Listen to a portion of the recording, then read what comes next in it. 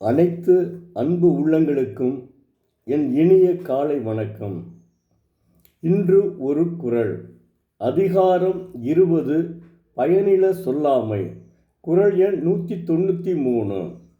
நயனிலன் என்பது சொல்லும் பயனில் இல்பாரித்து உரைக்கும் உரை. தெய்வப்புலவர் திருவள்ளுவர் பயனிலவாகிய சொற்களை ஒருவன் விரித்து உரைத்து உரை இவன் நீதியிலன் என்பதனை உரைக்கும் என்கிறார்.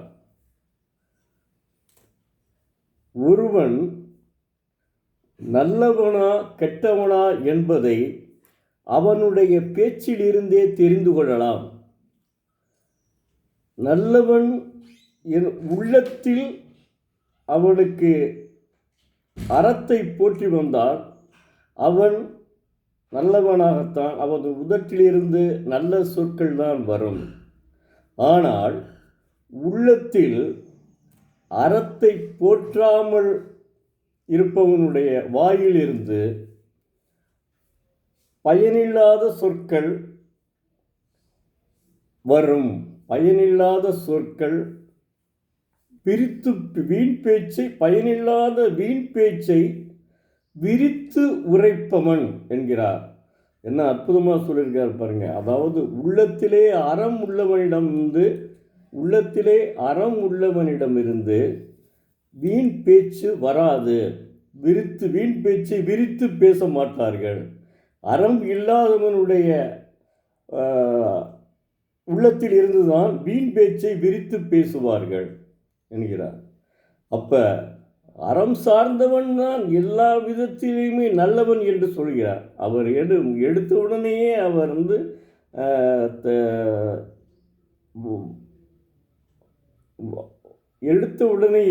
அவர் என்ன சொல்கிறாருன்னா, அன்பு அறம் பொருள், அதுக்கடுத்து இன்பத்துக்கு வந்திருக்காரு. அன்பு அறம் பொருள் இன்பம். அன்பு அறத்துப்பாலிலே வந்துகிறது, பொருள் அப்புறம் இன்பம்.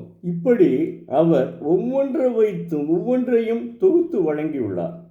அதனால் மாணவ செல்வங்களே, இதுவும் உங்களுக்கு நல்ல குறள், அற்புதமான குறள். அதனால் பயனில்ல சொல்லாமையை நீங்கள் தெரிந்து கொள்ள வேண்டும். எது பயனுடையது, எது பயனில்லாதது. அதனால் நீங்கள் தினந்தோறும் ஒரு குறளை படித்து வந்தால் நிச்சயம் நீங்கள் முன்னேறுவீர்கள். நீங்கள் என்ன நினைப்பீர்களோ அதனை சாதித்து காண்பீர்கள். அப்துல் கலாம் மாதிரி, அப்துல் கலாம் ஆரம்பத்தில் இருந்தே தினசரி செய்தித்தாள்கள் போட்டு வாழ்க்கையிலே முன்னேறினார்.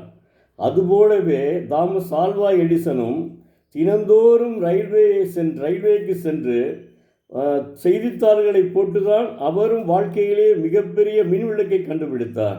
இதையெல்லாம் நீங்கள் உதாரணமாக எடுத்துக்கொண்டு வாழ்க்கையில் முன்னேற வேண்டும் என்ற உயிர் துடிப்புடன் இருக்க வேண்டும். நன்றி. நாளை மீண்டும் ஒரு குறளுடன் உங்களை சந்திக்கிறேன்.